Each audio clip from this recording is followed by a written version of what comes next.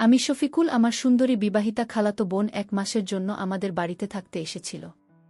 কারণ ওই সময় আমার আব্বা ও মা আমরা হজে যাওয়ার জন্য প্রস্তুতি নিচ্ছিল। তারপর আমার আব্বা মা যখন হজের জন্য বেরিয়ে পড়েছিল, তারপর সেদিন রাতে বাসায় আমি একাই ছিলাম। তারপর অর্ধেক রাতে মনে হলো কেউ যেন আমার পাশে শুয়ে আছে, আমাকে ছোঁয়ার চেষ্টা করছে। তারপর অনেক বেশি ঘাবড়ে গিয়ে চোখ খুলতেই দেখি আমার খালাতো বোন তো আমার চাদরের ভিতরে শুয়েছিল। আমাকে বলল, আমি খালাত ভাই আমার, তুই আমার কষ্ট জানিস না? জামাইবাবু আমায় তেমন একটা সময় দিতে পারে না, কি বলব, দুঃখের কথা, আমি অনেক কষ্টে আছি, তুই আজ আমার একটা কথা রাখবে ভাই। আমি তো খালাতো বোনের চেয়ে অনেক ছোট ছিলাম, আমি তার কথা বুঝতে পারছিলাম না। খালাতো বোন পাগলের মতো বলতে লাগল, ভাই আমি একটি বার তোমার সঙ্গে নিজের। এবং এই কথা বলে আমার খালাতো বোন যখন আমার সাথে এমন করল, আমি তখন চোখে ঝাপসা দেখতে শুরু করেছিলাম। আবার অনেক খুশি লাগছিল, কিন্তু আমি তখন বেহুশ হয়ে জ্ঞান হারিয়ে ফেললাম। যে কেউ আমার জায়গায় থাকলে জ্ঞান হারা হয়ে যেত, তার উপর আবার আমার খালাতো বোন, সে দেখতে অনেক সুন্দর ছিল। তারপর আমার যখন জ্ঞান ফিরে আসে, তখন আমিও সুযোগ পেয়ে আমার খালাতো বোনকে, আসলে আমার আব্বা মা যখন আমরা হজে যাওয়ার জন্য প্রস্তুতি নিচ্ছিল, ওই সময় আমি বাড়িতে একা থাকব, এটা ভেবে আমার ছোট খালার বোন ও জামাইবাবুকে আমাদের বাড়িতে ডেকেছিল এবং আমার খালা ও তাদের সঙ্গে এসেছিল। আসলে ওই সময় কিন্তু আমার জামাইবাবু বলেছিল আমার খালাতো বোন স্বপ্নাকে নাকি এখানকার সব থেকে বড় ডাক্তারের কাছে চিকিৎসা করানোর জন্য অ্যাপয়েন্টমেন্ট নিয়েছে, তাই সে এই বাহানায় আমার বাসায় থেকে চিকিৎসা করাবে এবং আমার খাওয়া দাওয়ার খেয়াল রাখবে। যেহেতু আমি বাবা মায়ের একমাত্র পুত্র সন্তান ছিলাম, আমার নিজের বোন বা দিদি থাকলে হয়তো আর কাউকে ডাকতে হতো না। তাও এমন নয় যে আমি কিছু রান্নাবান্না বা কোনো কাজ করতে জানতাম না, আমি মোটামুটি রান্নাবান্না করতে জানতাম। কিন্তু আব্বা মা ভেবেছিল আমার খালাতো বোন ও খালা আমাদের বাড়িতে এসে থাকলে আমার একাকিত্ব বোধ থাকবে এবং আমাকে কোনো কিছুর জন্য খুব বেশি কষ্ট করতে হবে না। ওই সময় আমার কলেজের 3rd ইয়ারে পড়াশোনা চলছে এবং আমি কিন্তু ভীষণ তরুণ ও পেশিবহুল পুরুষ ছিলাম। আমার শরীর স্বাস্থ্য দেখে কেউ বলতো না যে আমার এতটা কম বয়স, কারণ ছোটবেলা থেকেই আমার শরীরের গ্রোথ অনেক বেশি ছিল এবং আমি দেখতেও ভীষণ সুন্দর ছিলাম। এদিকে আমার আব্বা মায়ের হয়ে যাওয়ার আগের দিন আমার ছোট খালা ও তার মেয়ে সফর এবং জামাইবাবু, তারা 3 জন এসে হাজির হয়েছিল। আমার খালার সঙ্গে তো বছরে একবার হলেও দেখা সাক্ষাৎ হতো, কারণ ছোট খালা তো বছরে একবার হলেও আমাদের বাসায় আসত 2-4 দিন থাকার জন্য। কিন্তু আমার খালাতো বোনের সঙ্গে প্রায় 4 বছর পরে দেখা হয়েছিল, কারণ সোফা আপু বিয়ের পরে সেদিন প্রথম আমাদের বাড়িতে জামাইবাবুকে নিয়ে এসেছিল এবং তার সৌন্দর্য দেখে তো আমি তার দিকেই তাকিয়ে থেকে গেছিলাম।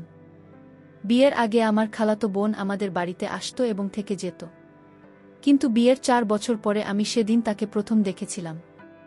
আমার খালাতো বোন সফরের যখন বিয়ে হয়ে যায়, তারপর এসে আমাদের বাড়িতে আসার সেরকমভাবে কোনো সুযোগ পায়নি এবং আমার খালাতো বোন সফল ও বয়সে আমার থেকে প্রায় 7 বছর বয়স ছিল। আমার ছোট খালার সঙ্গে আমাদের কিন্তু খুব ভালো সম্পর্ক ছিল, তাই আব্বা মা হয়ে যাবে এটা শুনে আমার ছোট খালা আমার কাছে থাকতে রাজি হয়েছিল।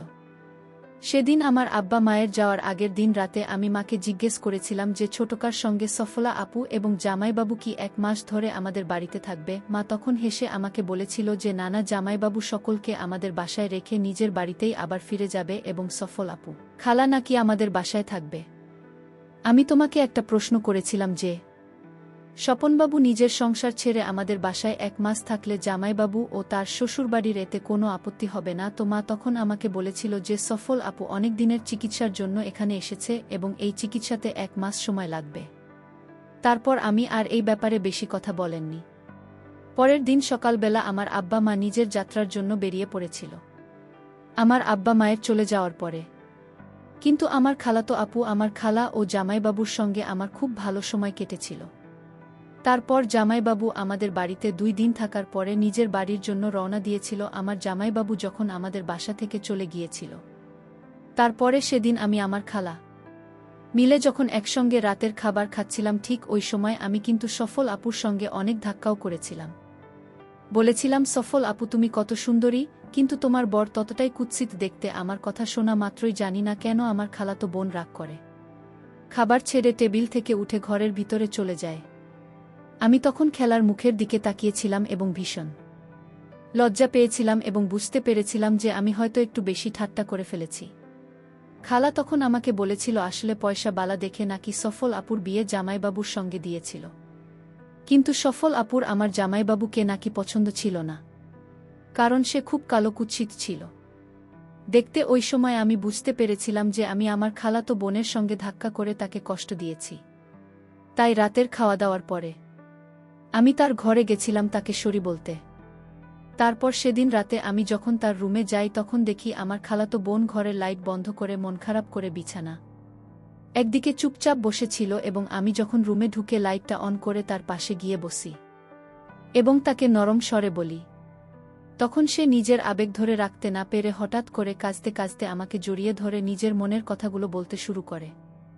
আমি তো তাকে নিজের আপন মনে করে তার মাথায় হাত বুলিয়ে অনেক স্নেহ দিয়ে বলেছিলাম, আপু তুমি এ নিয়ে একদম মন খারাপ করো না, মানুষের চেহারাটাই সব কিছু নয়, চেহারার সৌন্দর্যের থেকে মনের সৌন্দর্য কিন্তু অনেক বেশি মূল্যবান ও কার্যকরী। পরের দিন সকালবেলা হঠাৎ করে আমার খালুর ফোন আসে এবং আমার খালুর সঙ্গে আমার খালা যখন ফোনে কথা বলে তারপরে সে অনেক বেশি কাজ শুরু করে এবং নিজের জামা কাপড় গোছাতে শুরু করে। তারপর খালাকে জিজ্ঞেস করতে জানতে পারি যে খালু নাকি সিঁড়ি থেকে পড়ে গিয়ে অনেক বেশি আঘাত পেয়েছে এবং তাকে হাসপাতালে ভর্তি করতে হয়েছে। এই কথা শুনে আমার খালার এদিন বাধ্য হয়ে নিজের বাসায় রওনা দিয়েছিল। না হলে তো আমাদের মাঝে একটাই কথা হয়েছিল যে যতদিন আমার বাবা মা বাসায় ফিরে না আসছে ততদিন ছোট খালা আমার সঙ্গে থাকবে। কিন্তু সে দিন বাধ্য হয়ে খেলাকে বাড়ি ফিরে যেতে হয়েছিল এবং আমার খালাতো বোন সফল আপু নিজের চিকিৎসার জন্য আমাদের বাড়িতেই ছিল। আমার খালার চলে যাওয়ার পরে আমি আমার খালাতো বোন আমাদের বাসায় একাই ছিলাম, এদিকে আমার আব্বা মায়ের সঙ্গে। কিন্তু ফোনে আমার প্রত্যেক দিন একবার করে হলেও কথা হতো। কিন্তু যখন থেকে আমার খালা বাড়ি চলে গেছিল তারপর থেকে কিন্তু আমার আপুর হাবভাব একেবারে পাল্টে যায়। সে প্রত্যেক দিন নিত্য নতুন জামাকাপড় পরে আমাকে জিজ্ঞেস করত যে তাকে দেখতে কেমন লাগে, এমনকি সে যখন তখন আমাকে অনেকে এবং আমি তাকে আপন মনে করে কিছু বলতে পারতাম না।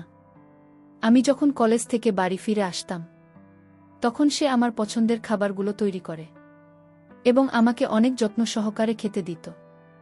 আমি কিন্তু তখনও তার মতিগতি বুঝতে পারিনি।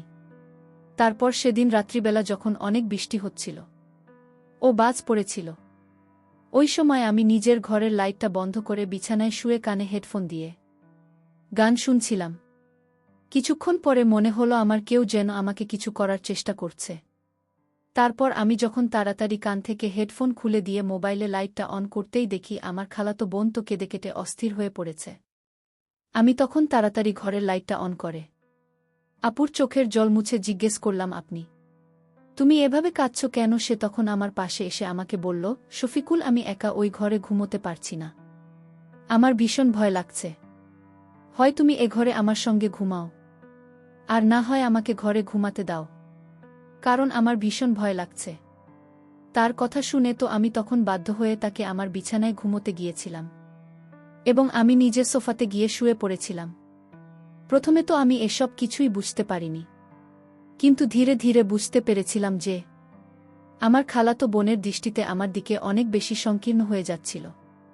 এদিকে সে তো দিন দিন আমার সঙ্গে এমন ব্যবহার করতে শুরু করেছিল যে মনে হচ্ছিল যেন আমি তার নতুন বল।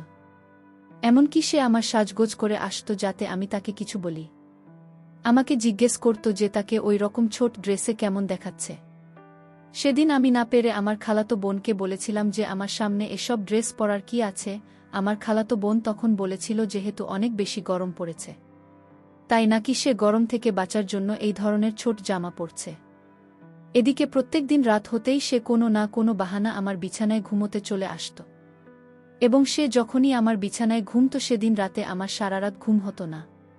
তখন আমার কিন্তু সারা রাত এদিক ওদিক করে কাত এবং এতদিনে আমি তো এটা বুঝতে পেরেছিলাম যে আমার খালাতো বোন আমার কাছে আসার চেষ্টা করেছিল, কিন্তু সে কেন আমার সঙ্গে এরকম করেছিল আমি সেটা বুঝতে পারিনি। আমার খালাতো বোনের এরকম মতিগতি বুঝতে পেরে আমি কিন্তু নিজেকে তার থেকে গুটিয়ে রাখতে শুরু করেছিলাম। কিন্তু একটা জিনিস লক্ষ্য করেছিলাম, 7-8 দিন হয়ে যাওয়ার পরেও কিন্তু সে একদিনও চিকিৎসার জন্য ডাক্তারের কাছে যায়নি। সেদিন আমি তাকে না পেরে জিজ্ঞেস করেছিলাম যে সে এখনো পর্যন্ত একদিনও ডাক্তারের কাছে কেন যায়নি। সে তখন আমার চোখে চোখ রেখে একটাই উত্তর দিয়েছিল যে তার নাকি ডাক্তারের নয়, তার নাকি ভালোবাসার প্রয়োজন। তারপর আমার খালাতো বোন অনেক চেষ্টা করেছি আমাকে তার সৌন্দর্যের জালে ফাঁসানো, কিন্তু আমি সবকিছু বুঝতে পেরে নিজেকে তার থেকে গুছিয়ে রেখেছিলাম। কিন্তু সেদিন আমার খালাতো বোন সব সীমা অতিক্রম করে দিয়েছিল। যখন সে দেখে যে তার কোনো রকম চাল কাজ করেনি, তখন সেদিন দুপুরে আমি যখন নিজের ঘরে ছিলাম, তখন সে নিজের বাথরুম থেকে অনেক জোরে জোরে চিৎকার করে বলছিল, শফিকুল, আমাকে তাড়াতাড়ি বাঁচাও, এখানে শর্ট সার্কিট হয়ে গেছে। তার চিৎকারের আওয়াজ শুনে আমি যখন ভয় পেয়ে তাড়াতাড়ি ঘরের ভিতরে ঢুকে তার দিকে তাকাই, তখন তার দিকে তাকাতেই আমার চোখ দুইটা কপালে উঠে গেল। কারণ সে বাথরুমের ভিতরে এমন অবস্থা ছিল যে তাকে ওই অবস্থায় আমার দেখা ঠিক হয়নি।